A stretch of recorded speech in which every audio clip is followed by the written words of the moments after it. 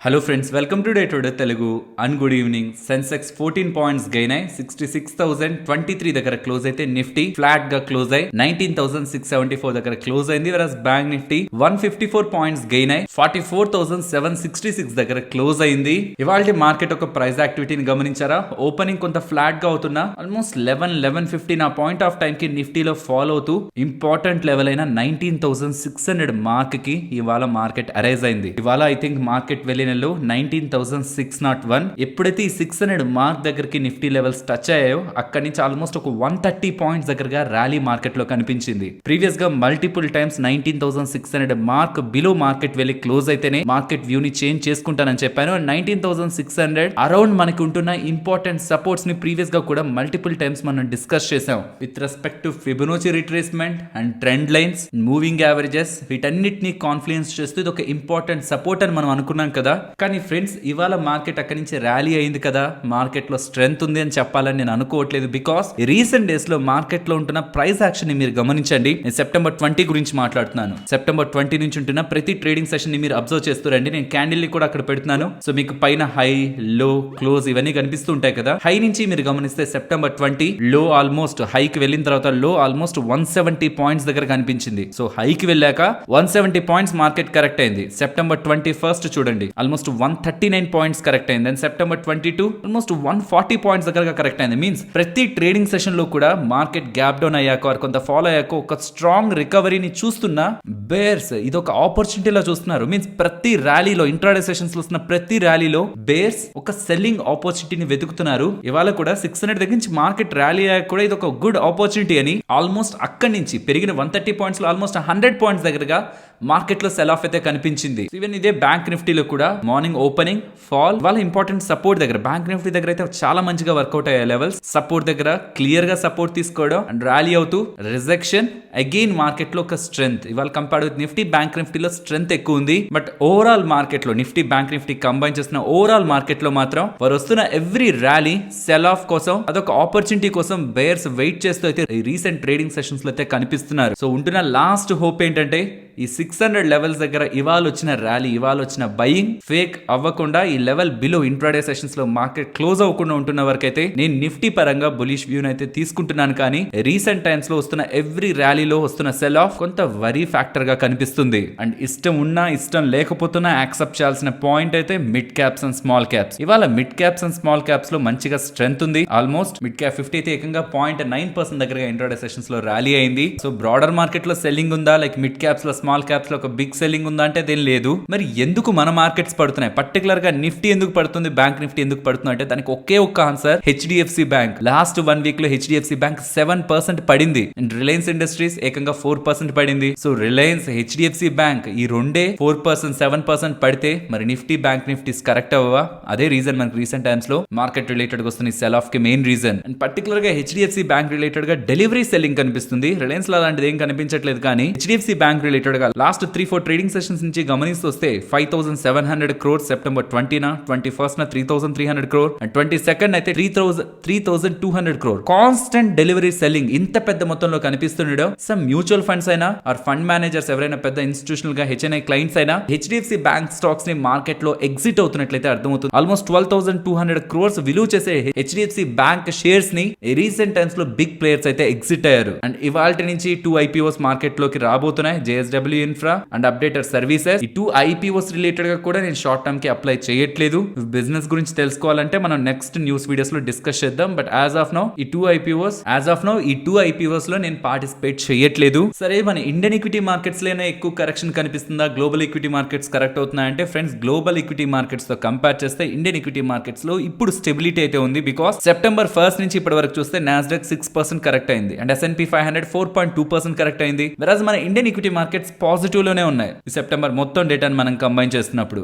And ఈ recent times లో global markets లో selling and Indian equity markets లో పర్టికులర్ గా HDFC bank and Reliance, ICICI bank వీటిలో వస్తున్న ఫాల్ కారణంగా మనకి మొత్తం రెడ్ గా కనిపిస్తుంది. కానీ రీసెంట్ టైమ్స్ లో bond inclusion data, JP Morgan వాళ్ళ బాండ్ ఇంక్లూజన్ డేటా గురించి వచ్చింది కదా, దాన్ని పెద్దగా మార్కెట్ పట్టించుకుంటున్నట్లు కనిపించట్లేదు. కానీ అది నిజంగానే బిగ్ పాజిటివ్ అప్డేట్. ఇనిషియల్ గా స్టార్టింగ్ లో ఆల్మోస్ట్ $30 billion దగ్గరగా అండ్ ఇంక్రిమెంటల్ గా ప్రతి ఇయర్ ఆల్మోస్ట్ $18 billion దగ్గరగా ఫండ్స్ ఒక యాక్సెస్ మన ఇండియన్ గవర్నమెంట్ దొరుకుతుంది. కాబట్టి అది చాలా మెట్రిక్స్ ని ఇండియన్ గవర్నమెంట్ కి ఆప్షన్స్ గా వదులుతుంది. అది ఓవరాల్ ఇండియన్ గ్రోత్ లో ఒక బిగ్ రోల్ అయితే ప్లే చేయనుంది ఫ్యూచర్ లో. సో దాని ప్రెసెంట్ మార్కెట్ పాజిటివ్ గా తీసుకోవట్లేదు. నేను పర్సనల్ గా ఈ హెచ్డిఎఫ్సి బ్యాంక్ ఆర్ గ్లోబల్ గా ఉంటే సెల్ ఆఫ్ లేకపోతుంటే ఆ ఒక్క అప్డేట్ మార్కెట్ ని ఒక బిగ్ వేలో ఇంపాక్ట్ చేసేదని పర్సనల్ గా అనుకుంటున్నాను. అండ్ ఎప్పుడు ఉండనే ఉంటుంది కదా, యుఎస్ లో ఉంటున్న మెయిన్ గవర్నమెంట్ కానీ వాళ్ళ ప్రతిపక్షానికి డీల్ కుదరకపోతే గవర్నమెంట్ స్పెండింగ్ ఆగిపోవాల్సి వస్తుంది and entire government shut down అవ్వాల్సి వస్తుంది అని ప్రతిసారి కూడా మార్కెట్ లో అప్డేట్స్ ఉండనే ఉంటాయి.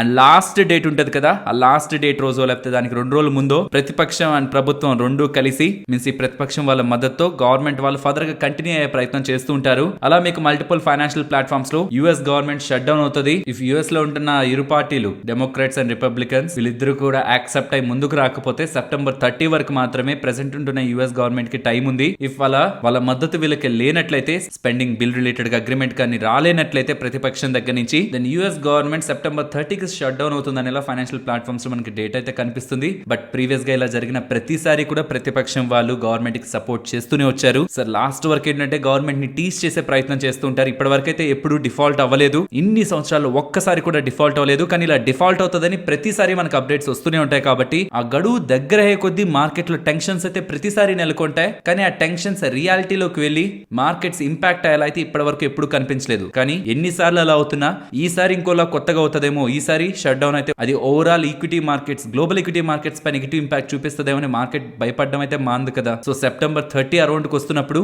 యుఎస్ గవర్నమెంట్ షట్ డౌన్ అయిపోతుందన్న ఫియర్స్ కూడా మార్కెట్స్ ని ఇంపాక్ట్ చేస్తాయి.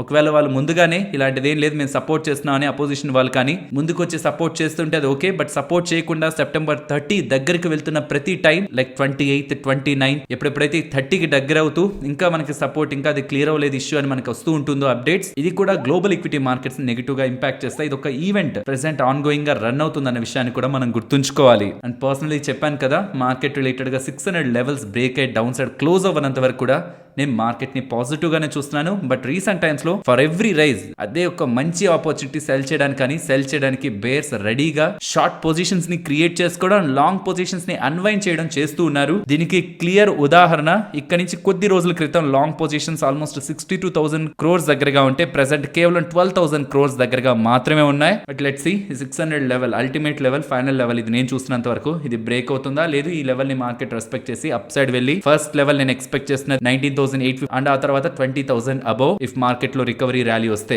సో చూద్దాం మార్కెట్ ఏ డైరెక్షన్ తీసుకుంటుందా అని. ఫ్రెండ్స్, ఇలా మార్కెట్ లో ఉంటున్న టోటల్ డేటాని మీకు ఎక్స్ప్లెయిన్ చేస్తూ వీడియోని మీ ముందుకు తీసుకురావడానికి మేము పెడుతున్న ఎఫర్ట్స్ మీకు వాల్యుబుల్ గా అనిపిస్తూ ఉంటే మన వీడియోని తప్పకుండా లైక్ చేయండి. ఫ్రెండ్స్, ఇవాళ మార్కెట్ అప్డేట్స్ అన్నిటికీ ముందు ఎన్ఎస్సి వాళ్ళు అప్కమింగ్ టైమ్స్ లో ఇప్పుడు క్లోజ్ అయిపోతున్న మార్కెట్ అవర్స్ 3:30కి మన మార్కెట్ క్లోజ్ అయిపోతుంది కదా, దాన్ని ఫస్ట్ ఫేజ్ లో 3:30కి వన్స్ మన మార్కెట్స్ క్లోజ్ అయ్యాక అగైన్ 6 to 9 PM సాయంత్రం 6 నుంచి రాత్రి 9 వరకు కేవలం ఎఫ్ఎన్ఓ ట్రేడర్స్ కోసం మాత్రమే index futures and index options ఫెసిలిటీని ప్రొవైడ్ చేయాలనుకుంటున్నారని, అండ్ సెకండ్ ఫేజ్ లో నైట్ 11:55 వరకు కూడా ఇండెక్స్ లో ట్రేడ్ చేసుకోవాలనుకున్న వాళ్ళకి, ఎఫ్ఎన్ఓ లో ట్రేడ్ చేసుకోవాలనుకుంటున్న వాళ్ళకి వెసులుబాటుని కలిగించాలని ఎన్ఎస్సి వాళ్ళు ప్లాన్ చేస్తున్నారని అప్డేట్స్ అయితే మనకి కనిపిస్తున్నాయి. ఇక్కడ నేను ఇది క్లియర్ గా చెప్పాలనుకుంటున్నాను, ఇది ఫస్ట్ టైం కాదు. ఇన్ఫాక్ట్ దీని గురించి ప్రీవియస్ గా కూడా చాలా సార్లు ప్రస్తావన వచ్చింది. గత 6 లేదా 7 నెలల క్రితం గమనించిన 9 నుంచి 3:30కి క్లోజ్ అయిపోతున్న మార్కెట్స్ ని 11:55 వరకు ఎన్ఎస్సి వాళ్ళు పెంచాలనుకుంటున్నారు. ఒకవేళ అలా పెంచితే ఇన్వెస్టర్స్ కి, ట్రేడర్స్ కి ఎలాంటి ఇంపాక్ట్ ఉంటుందని ఆల్మోస్ట్ 20 minutes దగ్గరగా ఎంటైర్ సినారియో ఈ టైం ని ఎక్స్టెండ్ చేస్తుందని గాను ఇంపాక్ట్ ఎలా ఉంటుంది మార్కెట్స్ పై అని క్లియర్ గా ఒక వీడియోని ఆల్రెడీ మన ఛానల్లో అప్లోడ్ చేశాను. ఆ లింక్ కూడా ఈ video ending loan and comment section description లో ఇస్తున్నాను. బట్ పాయింట్ అంతా ఈ వీడియో చేసిన పాయింట్ ఆఫ్ టైం లో ఇది కేవలం స్పెక్యులేషన్ మాత్రమే. సో ఎకనామిక్స్ టైమ్స్ లో వచ్చిన report and most of the social media platforms లో వచ్చిన రిపోర్ట్. కానీ ఇవాళ ఎన్ఎస్సి వాళ్ళు కూడా అఫీషియల్ గా దాన్ని కన్ఫర్మ్ చేశారు. ఎస్, ఎన్ఎస్సికి సంబంధించిన చీఫ్ బిజినెస్ డెవలప్మెంట్ ఆఫీసర్ అయిన శ్రీరామ్ కృష్ణన్ గారు మల్టిపుల్ ఫైనాన్షియల్ ప్లాట్ఫామ్స్ లోకి వచ్చి ఇస్తున్న క్లారిఫికేషన్ ప్రకారం గత 9 నెలల నుంచి డిసెంబర్ ఎండింగ్ నుంచి ఇప్పటి వరకు వర్కింగ్ కమిటీని ఒకటి పెట్టి ఈ మార్కెట్ అవర్స్ ని ఎక్స్టెండ్ చేయాలా, చేస్తే వేటిపై చేయాలి, క్యాష్ మార్కెట్ లైక్ స్టాక్స్ కి చేయాలా, ఫ్యూచర్ అండ్ ఆప్షన్స్ కి చేయాలా, వీటిపై చేసిన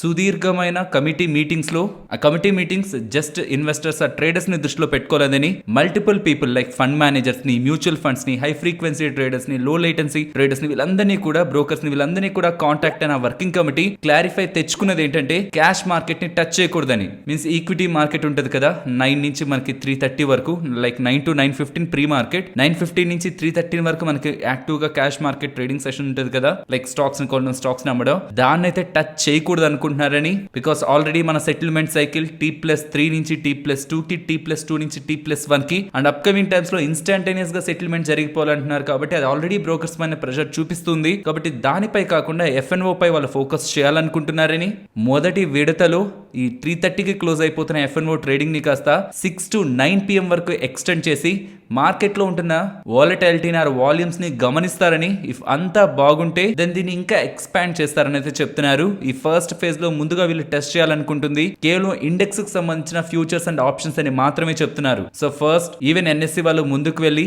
ఎక్స్టెండ్ చేస్తున్న ట్రేడింగ్ అవర్స్ ని ఎక్స్టెండ్ చేస్తున్న మొదటి ఫేజ్ లో 6 నుంచి 9 PM కి ఎక్స్టెండ్ అవుతున్న FNO ట్రేడింగ్ కేవలం ఇండెక్స్ ఫ్యూచర్స్ అండ్ ఆప్షన్స్ కే ఉంటదని, ఇఫ్ అంతా బాగుంది అనుకుంటే దెన్ 6 to 9 PM కి ఎక్స్టెండ్ చేసిన ఈ FNO అవర్స్ ని కాస్త 6 to 11:55 PM వరకు ఎక్స్టెండ్ చేయాలా, are index futures and options ని అలో చేసిన వాళ్ళు కాస్త స్టాక్స్ ఫ్యూచర్స్ అండ్ ఆప్షన్స్ ని అలో చేయాలా, ఇది సెకండ్ ఫేజ్ లో వీళ్ళు డిసైడ్ అవుతారనేలా అప్డేట్స్ అయితే చేస్తున్నారు.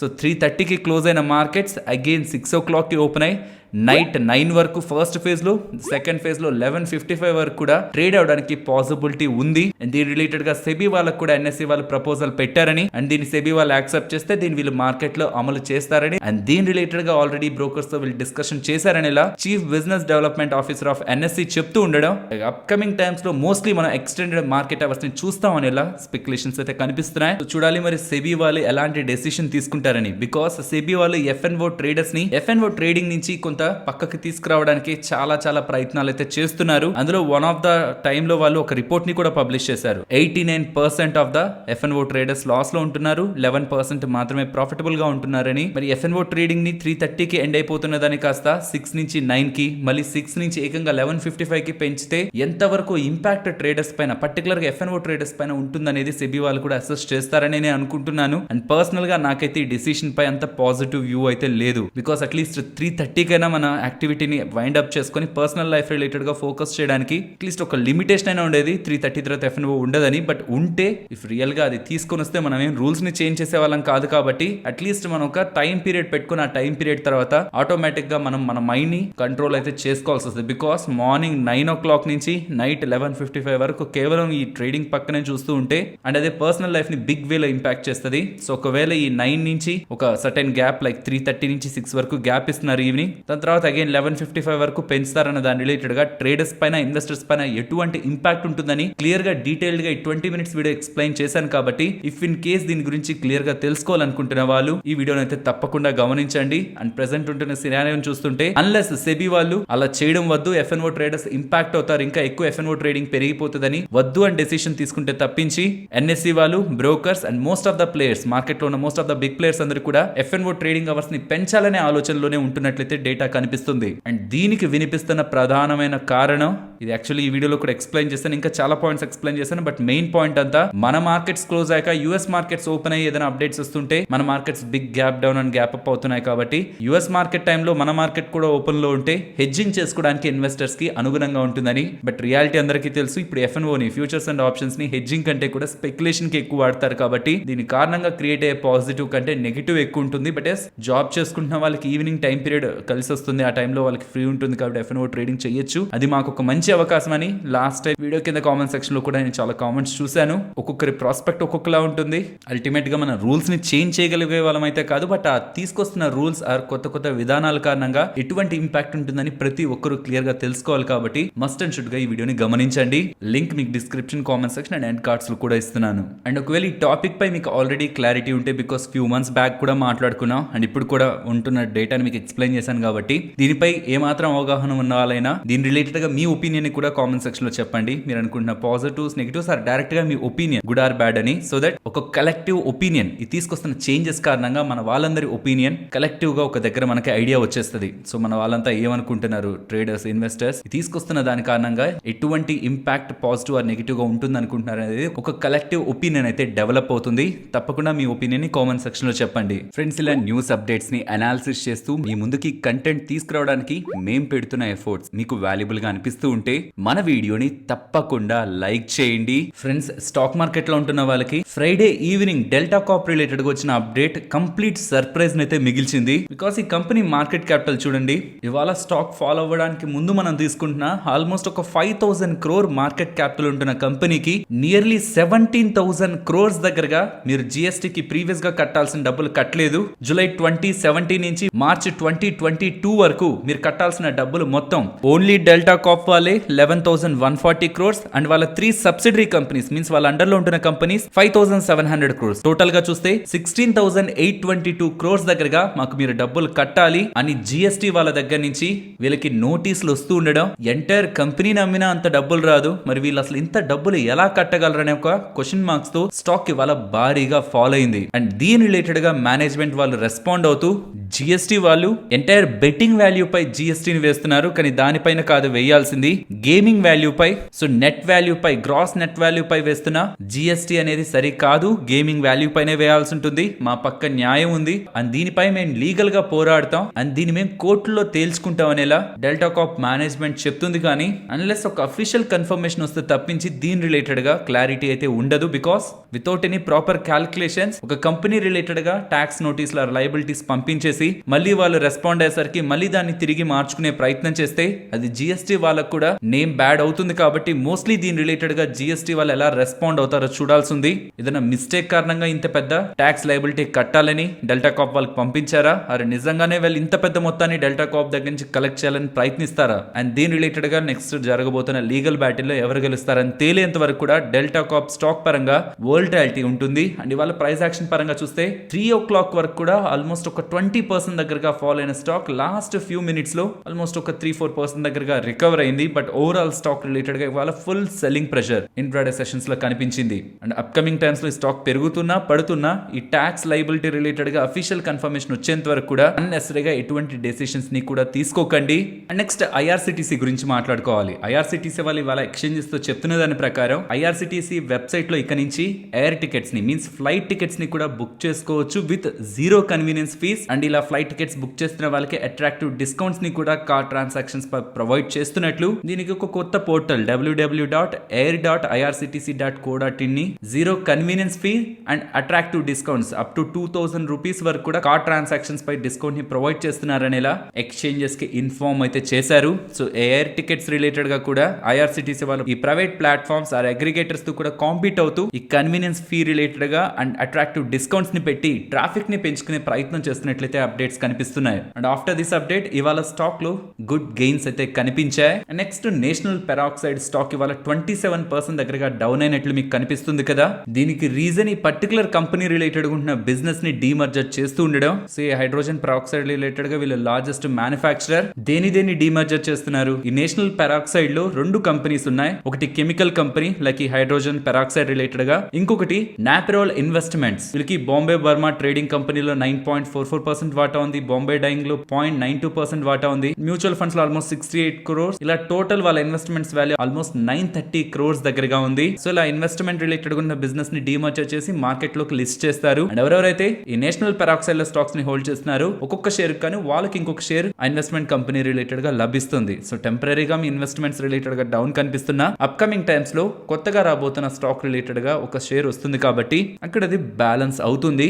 ఓవరాల్ గా ఈ ప్రాసెస్ ని నేను పాజిటివ్ గా చూస్తున్నాను. బికాస్ అల్టిమేట్ గా దీని కారణంగా వాల్యూ క్రియేషన్ ఇక్కడ జరుగుతుంది. నెక్స్ట్ ఎంసీఎక్స్ గురించి మాట్లాడుకోవాలి. ఫ్రెండ్స్, ఎంసీఎక్స్ వాళ్ళు కొత్త ప్లాట్ఫామ్ లోకి ప్రీవియస్ గా చెప్పినట్లు డిసెంబర్ ఎండింగ్ లో కాకుండా ఈ మంత్ ఎండింగ్ లో కానీ అక్టోబర్ 1st కానీ మూవ్ అవుతారని మార్కెట్ లో స్పెక్యులేషన్ ఎప్పుడైతే స్టార్ట్ అయిందో అక్కడి నుంచి స్టాక్ ప్రైస్ లో ర్యాలీ కనిపించింది. ఇవాళ కూడా ఇంతలా పెరుగుతుండడానికి మెయిన్ రీజన్ ఎంసీఎక్స్ వాళ్ళు అగైన్ అక్టోబర్ 1st నుంచి కన్ఫర్మ్ గా కొత్త ప్లాట్ఫామ్, ఈ కొత్త ప్లాట్ఫామ్ టీసీఎస్ వాళ్ళు బ్యాకప్ చేస్తున్నది, టీసీఎస్ వాళ్ళు సపోర్ట్ చేస్తున్నది. ఆ ప్లాట్ఫామ్ లోకి మూవ్ అవుతారనేలా మళ్ళీ రిపోర్ట్స్ లో నుంచి అప్డేట్స్ వస్తూ ఉండడం స్టాక్ ఇంతలా ర్యాలీ అవుతుండడం బ్యాక్ ఉంటున్న ఇంపార్టెంట్ రీజన్. ఇక్కడ ఒక లాజిక్ ని అర్థం చేసుకోవాలి. ఎంసీఎక్స్ వాళ్ళు ఆల్రెడీ 63 moons వాళ్ళకి మీన్స్ ప్రెసెంట్ ఉంటున్న వాళ్ళ ప్లాట్ఫామ్ ని సపోర్ట్ చేస్తున్న సాఫ్ట్వేర్ కంపెనీకి డిసెంబర్ ఎండింగ్ వరకు పేమెంట్స్ చేశారు. సో ఇఫ్ ఇన్ కేస్ వీళ్ళు అక్టోబర్ న మూవ్ అయిపోయినా వాళ్ళకి డబ్బుల పరంగా ఏం ఎడ్జ్ లేదు, మనీ పరంగా ఏం ఎడ్జ్ లేదు. కానీ పాయింట్ అంతా మార్కెట్ కి ప్రీవియస్ గా ఉంటున్న మెమరీ ప్రకారం, బికాస్ వీళ్ళు చాలా టైమ్స్ మేము మూవ్ అయిపోతున్నాం, నెక్స్ట్ మంత్ మూవ్ అయిపోతున్నాం, 3 months లో మూవ్ అయిపోతాం అని చెప్తున్న ప్రతిసారి అది డిలే చేస్తూ వచ్చారు. ఈసారి డిసెంబర్ కి మూవ్ అవుతారని చెప్పినా ఈసారి ఎక్కడ మూవ్ అవుతారులే ఇలా చాలా సార్లు చెప్పారు కదా అని నెగిటివ్ గానే మార్కెట్ చూసింది. బికాస్ ఎవ్రీ టైం వీళ్ళు ఎక్స్టెండ్ చేస్తున్న ప్రతి కాంట్రాక్ట్ కి 63 మూన్స్ వాళ్ళు భారీగా డబ్బులు చార్జ్ చేస్తున్నసరికి ఈవెన్ లాస్ట్ టైం 63 మూన్స్ వాళ్ళు కూడా ఈసారి మా దగ్గర నుంచి వెళ్ళిపోతారని కోరుకుంటున్నా. ప్రతిసారి ఇలానే అంటున్నారు, మళ్ళీ మా దగ్గరికి వస్తున్నారు. మాకు కూడా ఈ MCX వాళ్ళకి పెడుతున్న టీమ్ ని ఆ MCX కి బదులు వేరే వాళ్ళకి పెడితే మేము ఇంకా డబ్బులు ఎక్కువ సంపాదిస్తామని 63 మూన్స్ వాళ్ళు కూడా ఘాటుగానే రెస్పాండ్ అయ్యారు. కాబట్టి ఈసారి ఎలా అయినా వెళ్ళాలి, ఒకవేళ వెళ్ళకపోతే ఈసారి కూడా భారీగా 63 మూన్స్ వాళ్ళు డబ్బులు వీళ్ళ దగ్గర చార్జ్ చేసేదానికి స్కోప్ అయితే ఉంది. మరి ఇప్పుడే వెళ్ళడం ఎందుకు, డిసెంబర్ ఎండింగ్ వరకు వాళ్ళకి టైం ఉంది కదా అంటే ఫ్రెండ్స్, అక్టోబర్ 1st వీళ్ళు మూవ్ అయిపోతే కొత్త ప్లాట్ఫామ్ లోకి మూవ్ అయితే అప్కమింగ్ టైమ్స్ లో ఏదైనా ఇష్యూ వచ్చింది అనుకోండి కొత్త ప్లాట్ఫామ్ తో, అట్లీస్ట్ వాళ్ళకి ఒక బ్యాకప్ ఉంటుంది 63 మూన్స్ వాళ్ళ ప్లాట్ఫామ్. సో ఉంటున్న ఇష్యూస్ అన్నింటినీ రిజాల్వ్ చేసుకుంటూ బై డిసెంబర్ ఎండింగ్ నాటికి ఏ ఇష్యూస్ లేని కొత్త ప్లాట్ఫామ్ ని వీళ్ళు రన్ చేయగలుగుతున్నప్పుడే MCX రిలేటెడ్ గా స్టాక్ ప్రైస్ కి ఇంకా మంచి బూస్ట్ ఉంటుంది. కాబట్టి వీళ్ళు ముందుగానే డిసెంబర్ కి ముందుగానే ఇలా మూవ్ అవుతున్నారని మార్కెట్ లో వస్తున్న రిపోర్ట్స్. స్టాక్ రీసెంట్ టైమ్స్ లో I think last 5 trading sessions లో 20% దగ్గరగా పెరిగింది. సో ఇప్పటి వరకు వస్తున్నవన్నీ రిపోర్ట్స్, ఇంకా వీళ్ళు కొత్త ప్లాట్ఫామ్ లోకి ఎంటర్ అవ్వలేదు. మాక్ టెస్టింగ్ ని కండక్ట్ చేశారు, డెమో సెషన్స్ ని కండక్ట్ చేశారు, అన్ని పర్ఫెక్ట్ గానే వర్క్ అయ్యాయి. చిన్న చిన్న టెక్నికల్ గ్లిచెస్ తో వాటిని కూడా సార్ట్ అవుట్ చేసుకున్నారని చెప్తున్నారు. బట్ ఓవరాల్ ఇన్ రియాలిటీ వీళ్ళు మూవ్ అయ్యి అక్కడ స్టేబుల్ గా రన్ చేయగలుగుతుంటే ఆపరేషన్స్, ఈ కమోడిటీ ట్రేడింగ్ ని రన్ చేయగలుగుతుంటే దెన్ అది MCX రిలేటెడ్ గా గుడ్ ట్రిగ్గర్ గా, పాజిటివ్ ట్రిగ్గర్ గా మనం గమనించాలి. Next Bajaj finance October 5th వీళ్ళ బోర్డు సమావేశాన్ని ఏర్పాటు చేసి ఫండ్స్ ని రైజ్ చేస్తారు అంటుండడం స్టాక్ ఇవాళ ఇంతలా ర్యాలీ అయింది. సో వీళ్ళ నెట్వర్త్ లో ఆల్మోస్ట్ ఒక 10 to 15% దగ్గరగా ఫండ్స్ ని వీళ్ళు రైజ్ చేస్తున్నా, నియర్లీ 8,000 crores దగ్గరగా $1 billion దగ్గరగా వీళ్ళు ఫండ్స్ రైజ్ చేస్తున్నట్లు మార్కెట్ ఎస్టిమేట్స్ కూడా అదే. ఒకవేళ $1 billion సంబంధించిన ఫండ్స్ ని వీళ్ళు రైజ్ చేస్తుంటే ఆల్మోస్ట్ 2% దగ్గరగా ఈక్విటీ డైల్యూట్ అవుతుంది. అండ్ ఓవరాల్ ఈ ఫ్యాక్టర్స్ ఇప్పుడున్న ఎక్స్పెన్సివ్ వాల్యుయేషన్ కాబట్టి దీంతో వీళ్ళ loan growth and business prospects ని మనం చూసినప్పుడు బుక్ వాల్యూ పెరుగుతుంది, EPS పెరుగుతుంది. ROE షార్ట్ టర్మ్ లో మనకి డైల్యూట్ అవుతున్నా ఎక్స్పెన్సివ్ వాల్యుయేషన్ లో ఉంటూ ఫండ్స్ ని ప్రాపర్ గా యూజ్ చేసుకోగలిగే ఫైనాన్షియల్ ఇన్స్టిట్యూషన్ ఫండ్స్ ని పెద్ద మొత్తంలో రైజ్ చేస్తున్నప్పుడు మార్కెట్ పాజిటివ్ గానే చూస్తుంది. కాబట్టి జెఫ్రీస్ వాళ్ళు కూడా బై రేటింగ్ ఇస్తూ టార్గెట్ 8,830 అంటుండడం స్టాక్ ఇవాళ టాప్ గెయినర్ గా నిఫ్టీలో నిలబడుతూ 4.5% గెయిన్ అయింది. నెక్స్ట్ సీక్వెన్స్ సైంటిఫిక్ గురించి మాట్లాడుకోవాలి. వీళ్ళ వైజాగ్ మ్యానుఫ్యాక్చరింగ్ ఫెసిలిటీ రిలేటెడ్ గా సెప్టెంబర్ 18th నుంచి 22nd వరకు US FDA వాళ్ళు ఇన్స్పెక్షన్ చేశారు. అందులో కేవలం ఒక అబ్జర్వేషన్, అది మినిమల్ అబ్జర్వేషన్. ఓవరాల్ ఈ US FDA inspection almost successful గానే కంప్లీట్ అవుతూ ఉండేసరికి స్టాక్ ఇవాళ 5.5% గెయిన్ అయింది. Next Emami particular company related గా president sales and consumer care కి మనీష్ గుప్తా గారిని వీళ్ళు అపాయింట్ చేయడం జరిగింది. అండ్ ఈ మనీష్ గుప్తా గారు ప్రీవియస్ గా ఎక్కడ వర్క్ చేశారనుకుంటున్నారు, మీన్స్ రీసెంట్ గా ఎక్కడ వర్క్ చేశారనుకుంటున్నారు, స్విగ్గీ FMCG బిజినెస్ ని ఇండియా వైడ్ గా ఎక్స్పాండ్ చేయడంలో దాని కీలక పాత్ర పోషించారు. స్విగ్గీ ఇన్స్టామార్ట్ ని చూస్తూ ఉంటారు కదా, దాని బ్యాక్ ఉంటున్నది తనే. యాక్చువల్ గా ట్రెడిషనల్ కంపెనీస్ లైక్ పెద్ద పెద్ద FMCG కంపెనీస్ నుంచి ఉంటున్న main persons internet based companies చిన్న చిన్న స్టార్ట్అప్స్ కి వెళ్ళి దాన్ని లీడ్ చేసే ప్రయత్నం చేస్తారు. బట్ ఇక్కడ startup company like internet based company అయిన స్విగ్గీలో FMCG బిజినెస్ ని ఇంతలా గ్రో చేసిన వ్యక్తి, ఇన్స్టామార్ట్ రిలేటెడ్ గా ఇప్పుడు ఏదైతే ఆపరేషన్స్ మీరు చూస్తూ ఉంటారో దాని బ్యాక్ ఉంటున్న వ్యక్తి ఇమామి దగ్గర president of sales and consumer care ఈ FMCG బిజినెస్ రిలేటెడ్ గా లీడ్ చేస్తారు అంటుండడం. And before Swiggy FMCG business కూడా ఆల్మోస్ట్ ఆయనకి 25 years of experience in FMCG business like Walmart, GSK consumer, వీటన్నిటి రిలేటెడ్ గా తనకు ఉంటూ ఉండడం మనం ఇమామి పరంగా తన ఎంట్రీని పాజిటివ్ గానే చూడాలి. నెక్స్ట్ అపోలో టైర్స్ గుజరాత్ లో లింబాలో ఉంటున్న వీళ్ళ మ్యానుఫ్యాక్చరింగ్ ఫెసిలిటీ రిలేటెడ్ గా వర్కర్స్ స్ట్రైక్ చేస్తున్నారు. దాని కారణంగా ఆపరేషన్స్ ఇంపాక్ట్ అవుతాయి, బిజినెస్ ఇంపాక్ట్ అవుతుంది అనేలా మార్కెట్ లో అప్డేట్స్ కనిపించాయి కదా. వర్కర్ స్ట్రైక్ ని వీళ్ళు సక్సెస్ఫుల్ గా క్లియర్ చేసుకున్నారని ఎంప్లాయీ యూనియన్స్ తో మాట్లాడి ఆ మొత్తం ఇష్యూ స్ట్రైక్ అంతా కూడా రిజాల్వ్ చేసుకున్నారని ఇప్పుడు యాజ్ యూజువల్ గా మ్యానుఫ్యాక్చరింగ్ యాక్టివిటీ కొనసాగుతుందనేలా అపోలో టైర్స్ వాళ్ళు అప్డేట్ అయితే చేశారు. నెక్స్ట్ IRCON గురించి మాట్లాడుకోవాలి. వీళ్ళకి శ్రీలంకన్ రైల్వేస్ నుంచి 122 crores విలువ చేసే ఆర్డర్ ని కాంట్రాక్ట్ అగ్రిమెంట్ ని వీళ్ళు ఎగ్జిక్యూట్ చేశారనేలా ఎక్స్చేంజెస్ కి అయితే అప్డేట్ చేశారు. నెక్స్ట్ శ్రీ రేణుకా షుగర్స్ గురించి మాట్లాడుకోవాలి. వీళ్ళు అనామిక షుగర్ మిల్స్ ని 235 crores మనీ పెట్టి అక్వైర్ చేస్తున్నట్లు అప్డేట్స్ అయితే చేస్తున్నారు. ఈ అనామిక షుగర్ మిల్స్ ని అక్వైర్ చేయడం కారణంగా అడిషనల్ గా 4,000 tons cane processing per day processing వీళ్ళకి లభిస్తున్నట్లు. అండ్ ఈ అనామిక షుగర్ మిల్స్ వాళ్ళు FY23 లో 295 crore దగ్గరగా టర్న్ ఓవర్ ని చేశారు. సో ఈ కంపెనీని వీళ్ళు 235 crores పెట్టి కొంటున్నట్టు అండ్ ఈవెన్ 110 crores పెట్టి అడిషనల్ గా 110 crores పెట్టి ప్రిఫరెన్స్ షేర్స్ ని రిడెంప్షన్ చేస్తున్నట్లు కూడా అప్డేట్ చేస్తున్నారు. అండ్ ఎంటైర్ ప్రాసెస్ కావాల్సిన డబ్బుల కోసం వీళ్ళు ఫండ్ రైజింగ్ ని త్రూ ఎన్సిడీస్ ద్వారా చేస్తున్నట్లు కూడా ఆల్మోస్ట్ 285 crore విలువ చేసే ఫండ్ రైజింగ్ ఎన్సిడీస్ ద్వారా చేస్తున్నట్లు కూడా శ్రీ రేణుకా షుగర్స్ వాళ్ళు అప్డేట్ చేస్తున్నారు. సింపుల్ టర్మ్స్ వీళ్ళ కెపాసిటీస్ ని పెంచుకుంటున్నారు through acquisition Anamika sugar mills ద్వారా. దానికి కావాల్సిన డబ్బుల కోసం ఎన్సిడీస్ ని నాన్ కన్వర్టబుల్ డెబెంచర్స్ ని ఇష్యూ చేసి మనీని అయితే రేస్ చేస్తున్నారు. Next Indian metals and ferro alloys limited గురించి మాట్లాడుకోవాలి. వీళ్ళకి 416 crore rupees Utkal C coal mines వాళ్ళ దగ్గర నుంచి కంపెన్సేషన్ కి లభించాయంటున్నారు. వీళ్ళకి సంబంధించిన ల్యాండ్ ని హోల్డ్ చేయడం అండ్ లీజ్ కి పెట్టుకోవడం కారణంగా ఉత్కల్ కోల్ లిమిటెడ్ యూసీఎల్ వాళ్ళు వీళ్ళకి అది పే చేస్తారని. ఇది ఆల్మోస్ట్ ఒక 2500 crores కి సంబంధించిన కంపెనీ. ఇలాంటి కంపెనీకి నియర్లీ 416 crore కంపెన్సేషన్ ద్వారా డబ్బులు వస్తుంది అంటూ ఉండడం వీళ్ళ బ్యాలెన్స్ షీట్ ని సిగ్నిఫికెంట్ గా పాజిటివ్ గా ఇంపాక్ట్ చేస్తుంది కాబట్టి స్టాక్ ఇవాళ ఇంతలా గెయిన్ అయింది.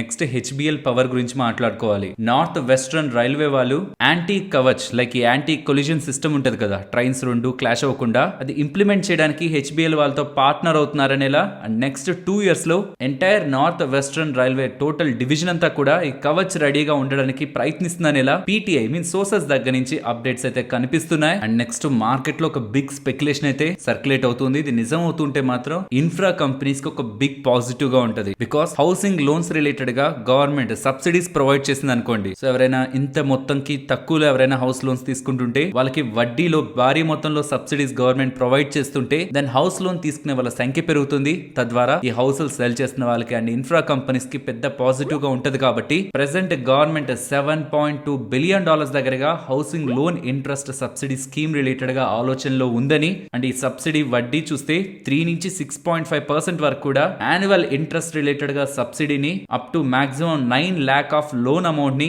వీళ్ళు సబ్సిడీ ద్వారా ఇవ్వడానికి గవర్నమెంట్ వాళ్ళు సబ్సిడీ ద్వారా ఇవ్వడానికి ఆలోచిస్తున్నారని. ఇది అన్ని లోన్స్ కాదు, ఎవరెవరైతే 50 lakh or below house loan తీసుకుంటారో with the tenure of 20 years అనేలా వాళ్ళకి మాత్రమే సబ్సిడీ వర్తిస్తుందనేలా అప్డేట్స్ అయితే కనిపిస్తున్నాయి. ఇది అఫీషియల్ గా వచ్చిన అప్డేట్ కాదు, మార్కెట్ లో ఉంటున్న స్పెక్యులేషన్. ఇంకా అఫీషియల్ కన్ఫర్మేషన్ అయితే మనకి రాలేదు. బట్ ఇలా జరగబోతుందని వస్తున్న ఈ అప్డేట్స్ తో ఇన్ఫ్రా కంపెనీస్ లో ఇవాళ మనకి బజ్ నెలకొంది. నెక్స్ట్ కర్ణాటక బ్యాంక్ గురించి మాట్లాడుకోవాలి. కర్ణాటక బ్యాంక్ వాళ్ళు 1500 crores దగ్గరగా ఫండ్స్ రేస్ చేస్తారనేలా అప్డేట్ చేశారు కదా. అందులో 800 crores దగ్గరగా ప్రిఫరెన్షియల్ బేసిస్ లో లైక్ 3.3 crore షేర్స్ దగ్గరగా ఈక్విటీని HDFC life, Bajaj Allianz, Quant mutual fund, Bharatiya AXA, Bajaj Allianz general insurance వీళ్ళకి ఇష్యూ చేసి ఆల్మోస్ట్ 3.3 crore షేర్స్ దగ్గరగా ఇష్యూ చేసి with an average price ₹239.50 almost 800 crores out of previous గా చెప్పిన 1500 crores వీళ్ళు రైజ్ చేశారనేలా ఎక్స్చేంజెస్ కి అప్డేట్ చేస్తున్నారు. అండ్ నెక్స్ట్ శ్యామ్ మెటాలిక్స్ వీళ్ళు లిథియం అయాన్ సెల్ బ్యాటరీస్ ని మ్యానుఫ్యాక్చర్ చేస్తున్నప్పుడు అల్యూమినియం ఫాయిల్ కావాల్సి వస్తుంది, బ్యాటరీ గ్రేడ్ అల్యూమినియం ఫాయిల్. దీని మ్యానుఫ్యాక్చరింగ్ లోకి ఎంటర్ అవుతున్నారనేలా వీళ్ళు అప్డేట్ చేస్తున్నారు. నెక్స్ట్ స్ట్రైడ్స్ ఫార్మా గురించి మాట్లాడుకోవాలి. వీళ్ళకి యుఎస్ ఎఫ్డిఏ దగ్గర నుంచి